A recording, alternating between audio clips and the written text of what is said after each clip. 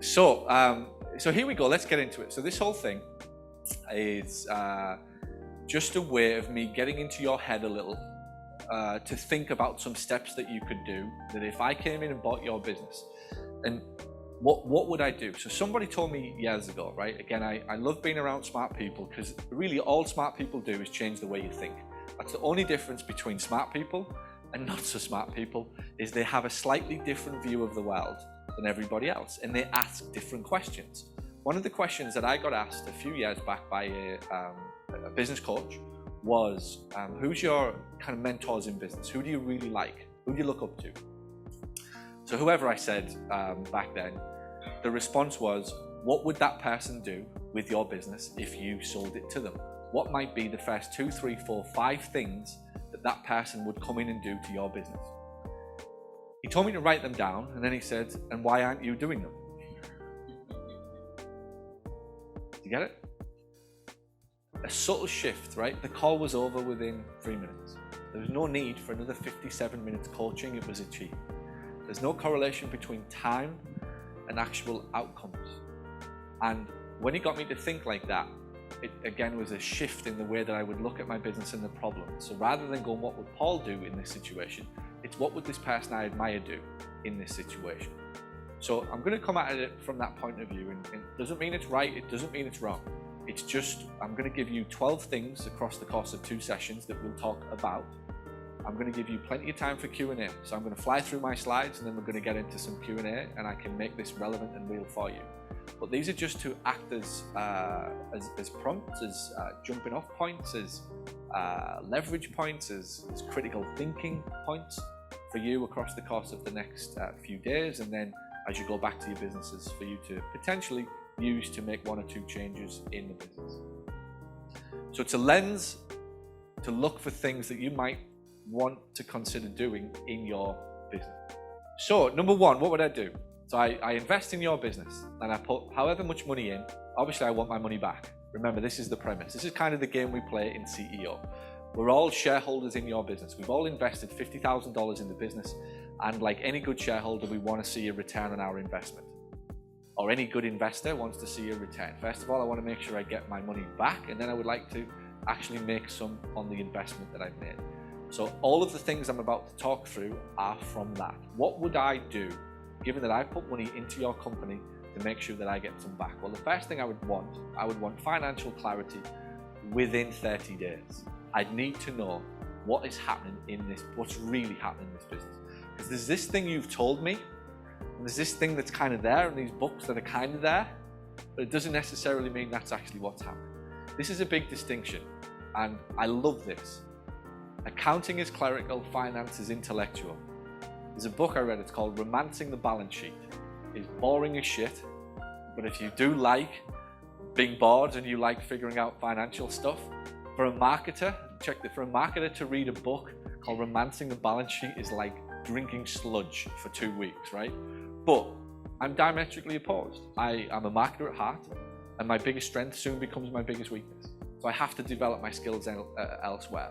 So the book that I got this from, it's a very simplistic way of understanding balance sheets and cash flow and where the money goes and all these types of things. A big thick book, if you want to get it, it's well worth it. But this was the phrase that lit me up. Accounting is clerical, finance is intellectual. I don't need to know the accounts, but I need to understand finance. Lee has to understand, Lee and his team, Lee, to Lee's credit, Lee can play both. He's wonderful.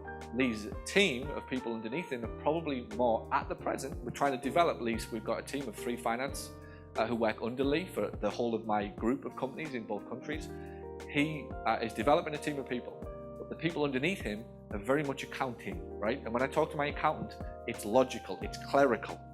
There's no financial savviness, there's no intellectual. The difference is clerical. Here it is, put all the numbers in a spreadsheet, here's what you owe the government. That's clerical, right? Your CPA is most likely clerical, just a very expensive one.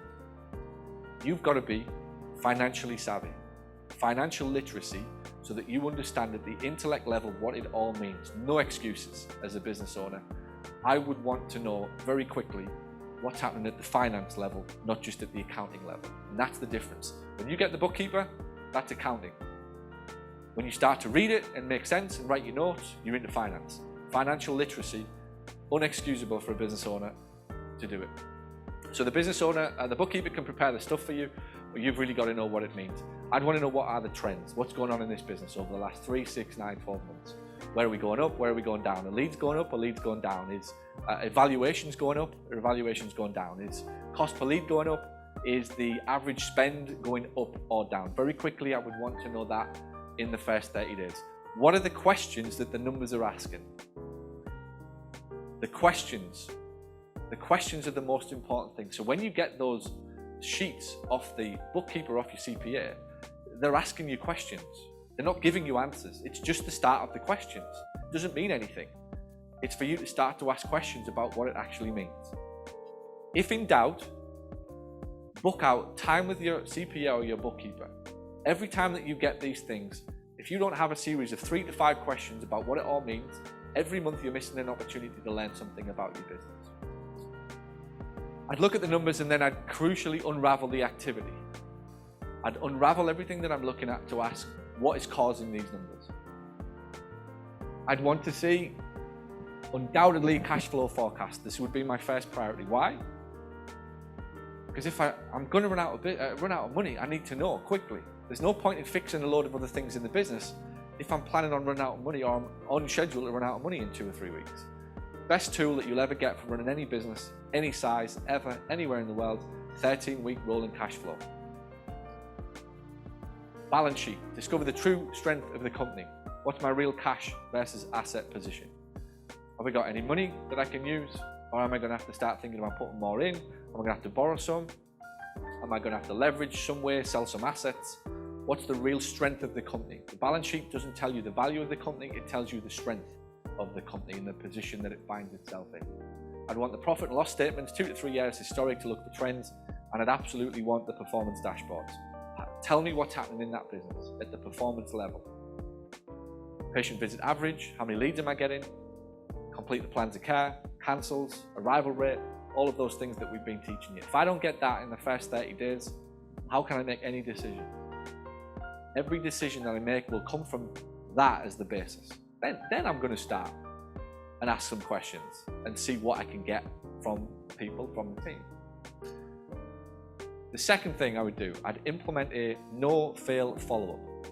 Most businesses could add at least 30 to 50% to their revenue by improving their follow-up. I wonder how many people in this room are here today because I kept following up with whether it's a letter, whether it's a phone call, whether it's an email. Even when you said no, we still called you back. And even when you said no after I called you back, we called you back again. And then when you stopped answering the phone, I started sending you letters. And when you stopped answering my letters, I started sending you emails. And if you stop all of that, I'll send someone around to kick your door in and we'll still have the conversation somehow, somewhere. But you will be a customer, it's just a matter of time. The simplest thing, and please, please, please believe me on it, if you want to win in business, and the simplest way to beat anybody in business is just to have a better follow-up system. The money is in the follow-up. You've heard me say it, I've told you for years, the fortune's in the follow-up, it's in my very first book. All you've got to do, all things being equal against all of your competitors, is have a better follow-up system than them. At least 30 to 40% of your revenue is in the follow-up. Vance, by the way, has a terrific follow-up system. How many times, Vance, have you sent me that newsletter, got in touch? Every single month we get a newsletter from the Disney Institute. The customer success stories, the things that he's doing. You have to follow up with your customers. There's no possible way that all of your customers are ready to say yes today. The ones who have said yes, give them 6 months, 12 months, they're ready to buy something else. You don't need always more and more people. Often you need better and better follow-up with longer nurture cycles, longer systems to get people through the doors. A practical change would be needed. I have no doubt a practical change would be needed. And that would be either inputting Infusionsoft into that business, putting robust, reliable follow-up systems, email marketing, task notifiers, emails going out, letters, postcards, things that you can build into Infusionsoft to make sure that things happen predictably and reliably. That's the practical change. And at the phone scripts level, I'd have to make sure that I've got the scripts and people have a reason to call and a reason to follow up and feel comfortable doing so. But I'd probably need a company-wide mindset shift. In order to implement the no-fail follow-up, I'd probably need to switch a few people's mindsets. Because most people assume that they're saying no, and that's it. They actually mean no.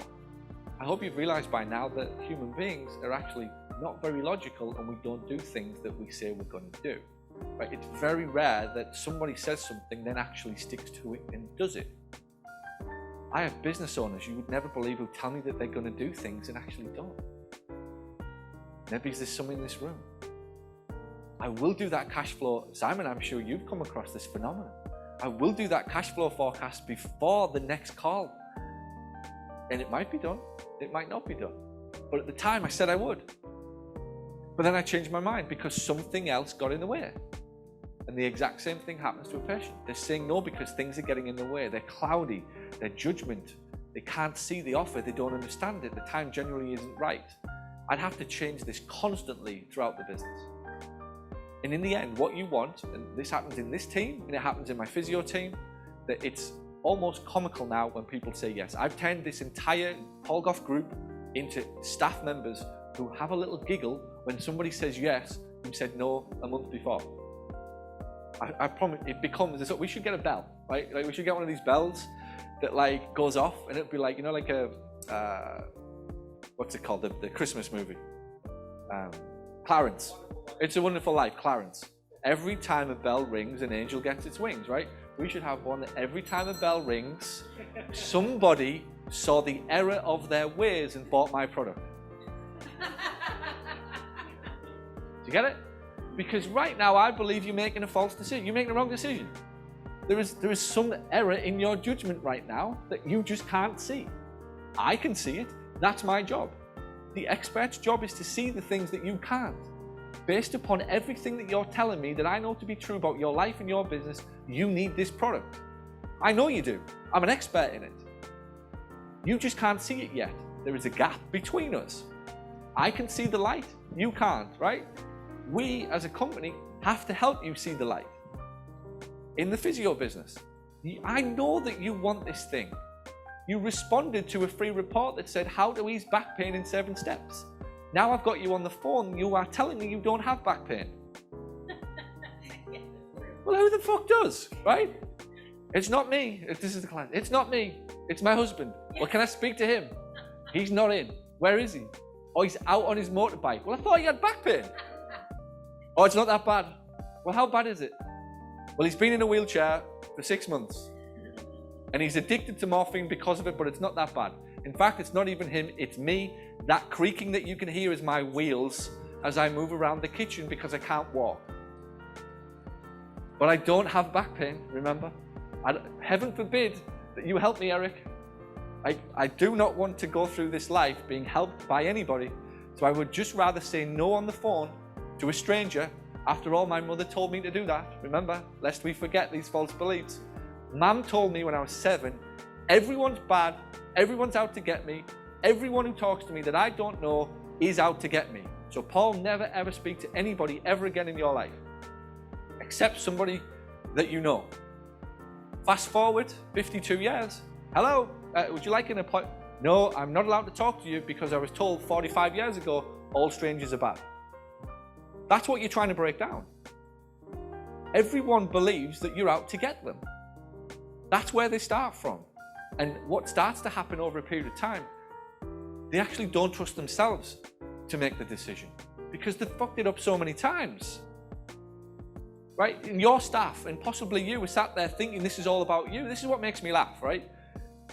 You think you're being pushy and you think that you're being, again, bullshit society has you believe that when you're trying to sell somebody and following up that you're wrong, you're bad, you're evil, it's all about you and this, that and the other. You're not that fucking important in the whole thing.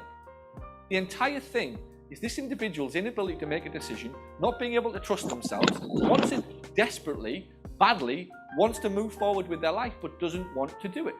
And you want to give up on that. The thing that you've got to change inside of your company is that understanding, that deep-rooted understanding of how an individual lives their life. That's the facts, by the way. It's my life, it's your life. Anytime you get to the point of not making a decision, you back out because of all sorts of bullshit things. And if someone gives up on you, the sale doesn't take place. the change in your life doesn't take place. They've got to the point, most of them, that they don't trust themselves, let alone you. And that will not be changed in 5 minutes.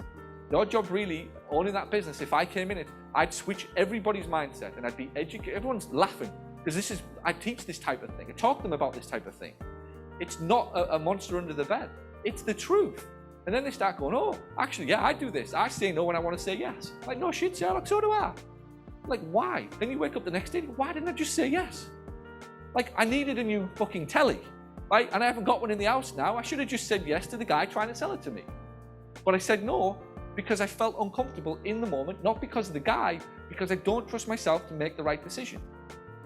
It's nothing to do with you. It's nothing to do with your secretary. It's nothing to do with your company. It's everything to do with that individual. That's the bit you'd have to change inside your organization. And if they don't want to learn and they don't want to accept it, you either have a choice. It's costing you an absolute fortune to have that mentality in your company. And it's also costing you a fortune not to educate around it. And I'm not saying that I sit there and I've spread the big PowerPoints and all this, but I talk about the scenarios. Here's why that happened. This is what they're going to say. They'll all tell you, but ask them tonight. It's a running joke. Before they've even got on calls, I'm like, this is what they're going to say. This is how they're going to say it. This is exactly why. This is the reasons. They're worried about this. They're worried about this. They've had this in the past. This happened before. It's got now to do with Tiffany if you say no to Tiffany or say no to Simon or Barry. It's everything to do with you and the things that have happened to get you to that point. She can't change any of that. I can't change any of that. But I can help you see it slightly differently. Back to the what. I can't change what's happened, but I can change in a sales conversation how you feel about it. And if I switch that, I switch the decision. You as the business owner have to take the lead on that. And it's a self-awareness thing that it's happening to you, much like it's happening to me. In most situations, I'm a little apprehensive, I'm not quite sure. What if I get it wrong? Well, what if you do get it wrong? What difference? You start having little arguments with yourself. You've got to change the mindset in the organization. They're saying not right now. You're absolutely not bothering. There's 2 out of 10. Whoever rings them is miserable. Is pissed off with somebody. Let them go. Don't let your whole day be affected by 2 people who didn't get the joke. Move on and tell it in a different fucking club. If I was a comedian, right, like Simon. If I was a comedian like Simon and you didn't respond to my jokes, I categorically would not change my jokes. I'd just change the audience. But what do most people do? They change the jokes to suit the audience. Recipe for disaster. I'll change the way I fit in. That's what's going on in life. I'll change to suit this audience. Fuck that. Go and find somebody else who likes your jokes, because they're out there. When you make these phone calls, don't be affected by 2 people out of 10 who, no matter what happens in their life, they are miserable, unhappy, and bored, and actually get off on the fact that they've found somebody that they can fight with on the phone. The 8 out of 10 people in this life are very good, decent people, respectful, who will talk to you. They might not always immediately open up, but when they realize that you're genuine and you want to help and you want to get to the root of their problem, the phrase in Lisa's office, it's impossible to ignore, it's difficult to ignore somebody who wants to help you. It's impossible to ignore somebody who keeps wanting to help you. Stick it up. A great reminder. Change the culture and the mindset. Change the culture and the mindset. I'm busy. You ever want to send me to the roof? Tell me that you're busy. I'm not really interested in you being busy. Bees are busy and ants are busy, but they ain't doing much. We've got to shift the organization's view of the world, the mindset, from being busy to results. Shifting the language. I'm not busy. I'm getting as fast as possible from the I'm working on it column to the it's the done column with a result that we can analyze at the other end. Income focus, not expense reduction. How can we cut costs? It's the default mode of a business owner that's struggling. How do we cut costs? Do it once, every now and again, absolutely, fundamentally. But when you keep cutting costs, you're just going to chip away at the businesses, the bones. If you're down to the bare bones, you've got nothing left to actually leverage. You're cutting things out like Infusionsoft's or Google's or whatever it is that you're doing, staff included.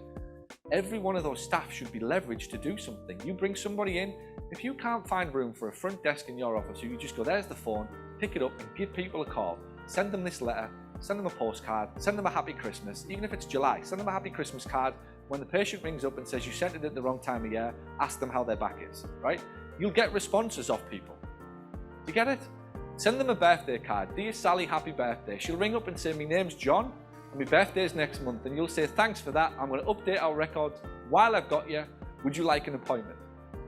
3 out of 10 will probably say yes. They'll say, actually, I've been meaning to call you for the last 2 years. Thank you for sending me that birthday card to the wrong person on the wrong day. I am here now. They are not logical. Neither am I, neither are you. Switch the mindset. Spend more. Use your team. Use your people. You can't grow businesses without people. People are your biggest assets. Always. Even your system. I want infusion. So I want infusion. It's the best thing ever. But somebody has to run it. That's the irony. You need people to do this stuff for you, to pick up the phone calls, to send the mailers, to put the workshops on, send the birthday cards out, make the gas calls. Switch from thinking all the time about what can we cut. How can we get an income-based focus? To start with, just get the income flowing. As long as we're covering costs, we'll figure out further down the line how to make it more efficient.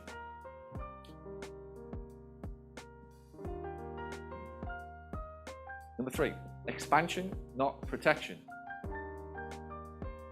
Expansion, not protection. Everyone's holding on so tight. Holding on to their jobs, holding on to their roles, holding on to this thing that I've always done around here. I've always done this, or I'll always do that. We've always had this thing going on in business. They're holding so tight onto things that there's no possible way that it's going to grow. Relax a little bit. Everything, your whole life is about expansion and growth. Whether it's your people, whether it's your business, let go of a few things that are going on inside of that business and let your staff have the courage to let go of things. Push them out of their comfort zones a little bit. Know that it's okay to move roles. It doesn't mean anything. Just because somebody's coming into the office doesn't mean you're getting fired. It just means somebody's coming into the office. That's it. It just means that somebody came into the team because the need of the business presented itself that we had to hire somebody. It has no bearing whatsoever on this or this over here. In fact, the work that you did over here created this thing over here. Thank you. Have an expansion mindset in everything that you do. How can we get more from the things that we've got? Solutions, not problems. Switch from solutions. How many people have, would you say, an office where the staff seem to bring more problems than the solutions needed to fix them? Default mode for most people is to give you a problem. And your default mode is, more often than not, to actually solve the problem. Is it not? First response, the reflex for most people when it comes to a staff or anybody in life bringing you a problem is to fly in and fix it. What if we just step back and said, hey, let's create a culture that says, before you give me a problem, I need a solution. You better have the solution, otherwise you're just moaning. How about we make that a rule in your company? Unless you've got a solution, it's moaning. Which it is, by the way. If you keep bringing problems to me, you're just moaning. Let's develop your critical thinking skills. Let's develop your ability to start solving these problems and develop the ultimate asset, the people, the team in the company. So how can we switch your organization from solutions to problems? What needs to happen? The first thing you need to be is very difficult to get hold of. Very difficult to get hold of, except at select times when you say you will make yourself available. In between, like Scarlet Pimpernel, like should not exist. Otherwise, they'll just keep asking you to solve the problems. And as such, you are breeding dependence on you. And the goal is independence of you. Everything that you're trying to do in life is breed, and should be, breed independence. As a parent, as a friend, as a colleague, the greatest thing that you can do for anyone is set them free of needing anything from anyone other than themselves. A family believer. I say it again. The greatest thing that I think you can do for anyone is set them free of being dependent on anybody except themselves to solve their own issues. Contrary to this life and this society, and contrary, by the way, to how we're brought up, parents, we have a natural tendency to want our kids to depend upon us, whether we admit that privately or not. There is a drug inside of us which promotes it. And yet, actually what you really want publicly is for that child to be independent of you. Why is my child still waiting for me to clean his room? He is 32. Well, you've been doing it for 31 and a half, nearly 32 years. Why would he possibly not want you to clean his room? Because he's become completely dependent upon you for pretty much everything. Why would we want that? Again, it's brutal when you hear it, but when you really actually sit down and analyze it. I had a conversation with my dentist before I came out, and he's telling me about these properties that he's got, and I said, what are you going to do? What are you going to do? I said, what are you going to do with your properties? He said, I'm going to sell them. I said, oh, why? He said, so I can get the money. I said, what are you going to do with that? He said, I'm going to give it to the kids. I said, why? He said, well, that's what you do. I went, is it? What do you mean, that's what you do? He said, yeah, I want to leave it to the kids.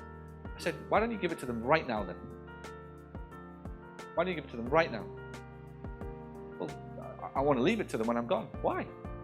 So they can piss it up the wall after you've gone, and you don't have to make them pick up the pieces of probably blowing however many hundreds of thousands that they don't know how to do. Quite a few properties, wealthy guy. Why would you possibly want to do that? So I can ask you, how have you got to this point in your life where you've got 3 or 4 properties? He said, I've worked for it. Straight out of his mouth, I've worked for it. I said, are you proud of yourself? He said, yeah. You don't want these kids to be proud of themselves for achieving their thing? So why would you do it? Why would you burden them kids with that much money and deny them ultimately the privilege of earning it for themselves? Because after all, that's the thing that defines this guy. I'm proud of myself because when I pull up, I've created all of this. So can I ask you, why do you want to leave that to your kids? Right now it's back and forth and it's fun. And it sounds harsh when you hear it, but it's just another way of thinking, right? That we are allowed to go through life. And we're all going through the life proud of ourselves for achieving what we're achieving. And yet what we're going to do is we're going to stop the kids actually being able to do it for themselves, because we're going to, here you go, you don't have to do what I did, which suggests that what you did was a burden. You get it? Now, don't read too much into it other than we promote, even at that point, further dependence on us. And what we're trying to do is go independence from us, not needed. You will figure this shit out with or without me. Kevin O'Leary's, I replayed the event in March. Kevin O'Leary, the thing that lit me up, and I said that the whole thing was worth the money that I paid for him, the phrase that he used, de-risking is a curse. De-risking is a curse. And you'll see everywhere in your life where we're all de-risking, we're underwriting everything for everybody. And as a result, we're breeding people. Genuinely breeding people. We're de-risking everything in their life. And then we wonder why they can't make it in their own life, or they're not as accomplished as we would like them to be, or in some cases, they'll privately admit they're not as accomplished as they would like to be. And it's primarily because we've de-risked the whole thing. So how do we get to the point, right? And that's a bigger, broader point. But it's a way of thinking. The reason that most of us do that is because everybody else did it, so I want to leave my kids the money. Everybody else did it, so I want to do it. I don't want to be the odd one out. But I feel internally better for that. But actually the right decision might be to go, no, here's the fucking books. Here's the replays. Here's the books. Here's the battle scars, all written down for you. Here's the mentors. Here's the places to go. Here's the things that you're going to have to do. This is likely to happen to you. Crack on. That's probably a better way of going. I love you. There's your money. You get it? And it's a different way of thinking inside of your company. It says, if I want to develop anybody, I can't jump in and solve the problem all the time. But it also goes back to how and what I said this morning. You've got to be comfortable in your own skin for this type of living.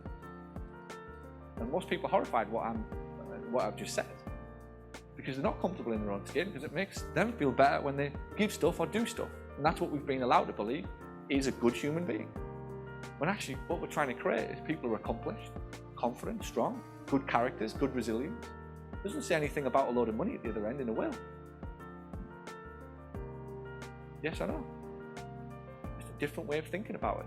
But when you come from that way of thinking and everybody who's around you, you stop breeding dependence and you start breeding independence from you. It's absolutely liberating. They get on with their life, you get on with your life. Production, not constantly planning. Planning is an awful master. Awful master. And the number of people, I've done the plan, I've got the plan. The plan says this, the plan says this, I'm going to stick to the plan, stick to the plan. But the plan says this. That's now has got you as a slave. The outcomes are awful masters in most instances.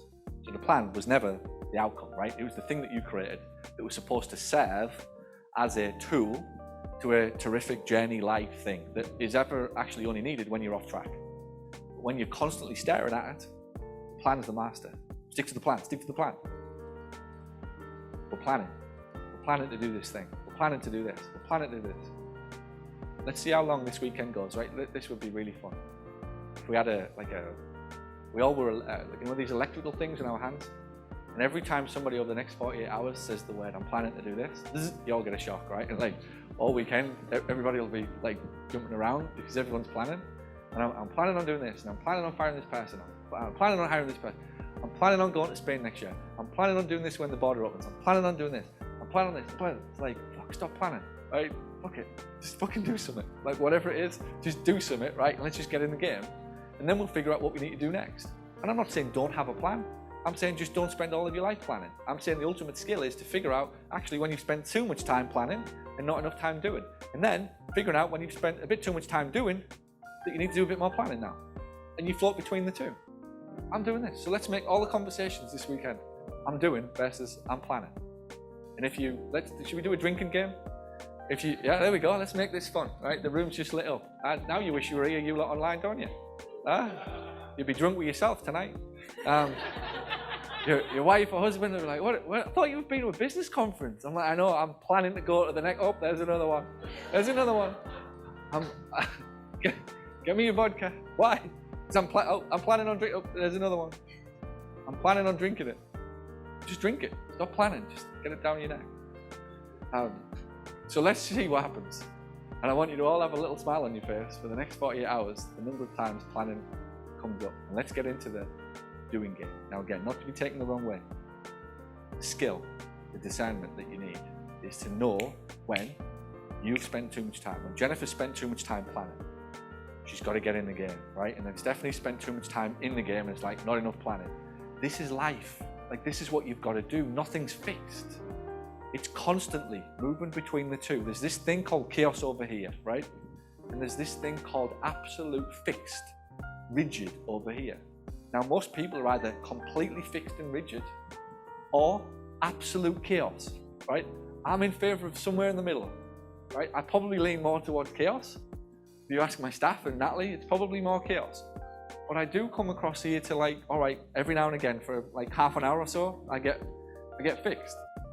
But then I go back across, and you've got to be able to float between the two. What does Paul need to do?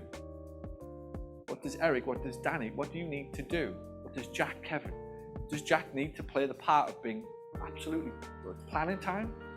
Or is it's go time, it's get in the game time? And then after a few months or weeks or whatever it will be, you know what? I don't think this is serving me too well right now, and I'm comfortable and confident enough to go, actually it's back to some planning. Because here's what, I was going to say fuck it around, right? But here's what people do when you do this type of living, right? Are you ready? But you said it was all about planning. You said this thing now was about planning. I was like, no, for that day it was about planning, right? And then you go, but Stephanie, you said we all have to take loads of action, and now you're telling us to plan, right? And then you start going, yeah, I'm a bit inconsistent here. And I'm a bit like confused as to what I'm telling the staff, and the staff don't really. So what I'll do is I'll change my language and I'll just tell them all let's just plan. And then 3 years later, we're going, well, nothing's happened, but we're wonderful planners. Like we can get a job for the government. Like we'll just plan and plan and plan and plan, and all this stuff might happen, right? But nothing really does happen.